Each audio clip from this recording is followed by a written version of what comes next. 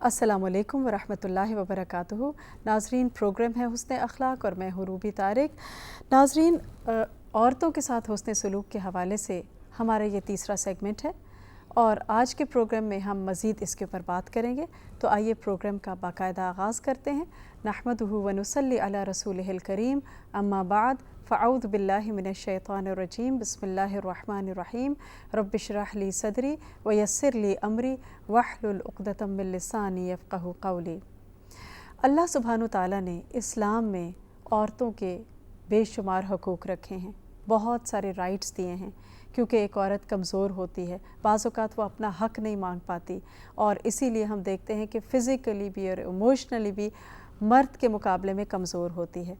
और उसके साथ जब हुस्न सलूक किया जाता है, अच्छा मामला किया जाता है, तो उस पर अजर और सवाब भी बहुत ज़्यादा है, रिवॉर्ड भी बहुत ज़्यादा है। तो एक हदीस, बुखारी की हदीस से हम शुरू करते हैं कि जिसमें जाबिर रज़ी अल्लाह ताला अन्हु एक सहाबी हैं और वो इसको बयान कर रहे हैं। कहते हैं कि मेरे वालिद शहीद हो गए, जंग ओहद में शायद शहीद हुए थे, और कहते हैं कि उन्होंने 7 या 9 लड़कियां छोड़ी, यानी उनकी जो बहनें थीं 7 थीं या 9, रावी को इसमें शक है। तो कहते हैं कि मैंने एक औरत से शादी कर ली। अल्लाह के रसूल सल्लल्लाहु अलैहि वसल्लम ने दरियाफ़्त किया कि जाबिर, क्या तुमने शादी कर ली? मैंने कहा जी हाँ। फरमाया कंवारी से की है या ब्याही से? मैंने कहा ब्याही से। आपने फरमाया किसी कंवारी से क्यों ना की? तुम उसके साथ खेलते, वो तुम्हारे साथ खेलती, या तुम उसे हंसाते, वो तुम्हें हंसाती। मैंने अर्ज़ किया कि मेरे वालिद अब्दुल्ला शहीद हो चुके हैं और 7 या 9 बेटियां छोड़ गए, तो मैंने पसंद नहीं किया कि उन जैसी लड़की लाऊं, चुनाचे मैंने एक ऐसी औरत से शादी की कि जो उनकी निगरानी कर सके। आप सल्लल्लाहु अलैहि वसल्लम ने फरमाया अल्लाह तुम्हें बरकत अता करे, यानी आपने उनको दुआ दी, क्योंकि उनकी कुर्बानी एक बहुत बड़ी कुर्बानी थी। जज्बात की कुर्बानी बहुत बड़ी कुर्बानी होती है। तो पिछले प्रोग्राम्स में हमने बेटियों के हवाले से बात की थी और यहाँ हम देख रहे हैं कि बहनों की बात हो रही है। तो जो शख्स बेटियों के साथ साथ बहनों के साथ भी अच्छा सलूक करता है, उनकी ज़िम्मेदारी को अच्छी तरह से निभाता है, तो उसके लिए भी अजर और सवाब बेपनाह है। इसी तरह हम देखते हैं कि मुस्नद अहमद की एक रिवायत में आता है कि अल्लाह के रसूल सल्लल्लाहु अलैहि वसल्लम ने फरमाया कि जो शख्स 2 या 3 बेटियों या 2 या 3 बहनों का ज़िम्मेदार बना और ज़िम्मेदारी निभाई, यहाँ तक कि वो फौत हो गई या वो शख्स ख़ुद फौत हो गया, इस दुनिया से चला गया, तो वो और मैं इन दोनों उंगलियों की तरफ, आपने इशारा किया, इन दोनों उंगलियों की तरह साथ होंगे। तो आप देखिए कि फिर वही बात है कि बहुत बड़े ऑनर की बात है कि अल्लाह के रसूल सल्लल्लाहु अलैहि वसल्लम का साथ किसी को मिल जाना, लेकिन ये किसके लिए है? कि जो अपनी बहनों की फ़िक्र करता है और उनकी ज़िम्मेदारी को ahsan तरीके से अदा करता है। एक और रिवायत हमें मिलती है कि नज़र की बेटी रबी थी, उन्होंने एक लड़की के दांत तोड़ दिए। कोई हादसा हुआ होगा या गलती से या किस तरह से, वजह नहीं पता चलती, लेकिन बहरहाल अब ये हुआ कि उस लड़की वालों ने तावान मांगा। इन्होंने कहा कि माफ़ कर दिया जाए, सुलह की जाए, लेकिन वो लोग नहीं माने। तो अल्लाह के रसूल सल्लल्लाहु अलैहि वसल्लम के पास आए और आप सल्लल्लाहु अलैहि वसल्लम ने बदले की इजाज़त दे दी कि बदला लिया जाएगा। तो इस पर अनस रज़ी अल्लाह ताला अन्हु जो थे, जो रबी के भाई थे, वो कहने लगे कि अल्लाह के रसूल सल्लल्लाहु अलैहि वसल्लम, क्या रबी के दांत तोड़े जाएंगे? यानी उन्होंने कहा, फिर कहने लगे कि कसम है उस ज़ात की कि जिसने आपको हक़ के साथ भेजा है, उसका दांत नहीं तोड़ा जाएगा। तो आपने फरमाया अनस, किताब अल्लाह का फ़ैसला तो बदला लेने का है, यानी क़िसास का है। लेकिन क्या हुआ कि थोड़ी ही देर के बाद वो लोग राज़ी हो गए और उन्होंने माफ़ कर दिया।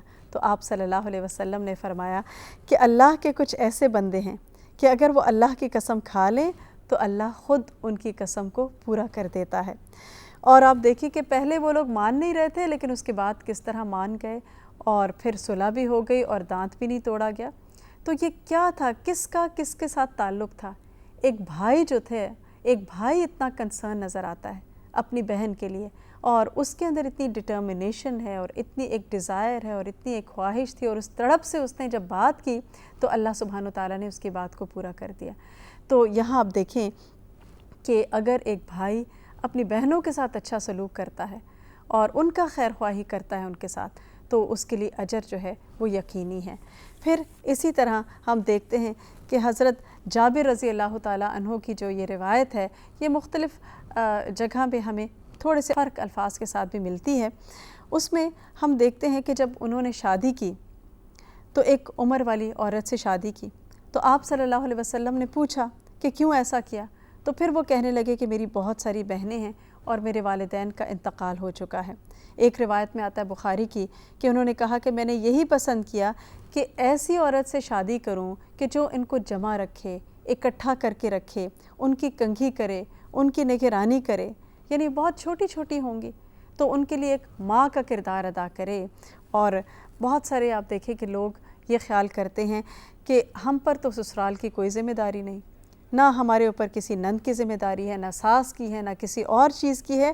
تو یہ حدیث کیا بتا رہی ہے کہ یہ خاتون جو تھیں جن سے جابر رضی اللہ تعالیٰ عنہ نے شادی کی تھی، تو یہ ساری لڑکیاں، یہ ساری بچیاں کیا لگتی تھیں؟ ان کی نندیں تھیں۔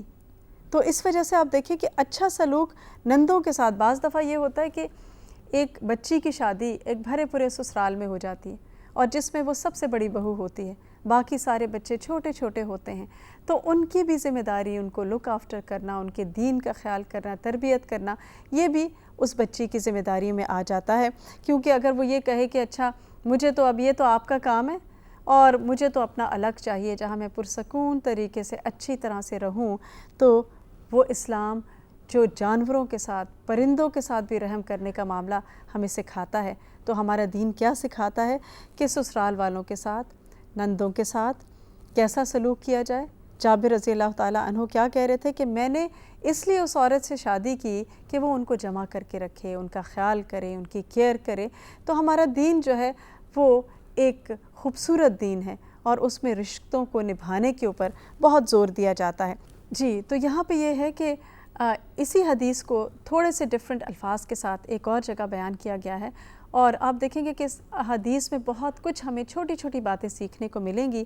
ہم ان پہ بات کریں گے لیکن ایک بریک کے بعد۔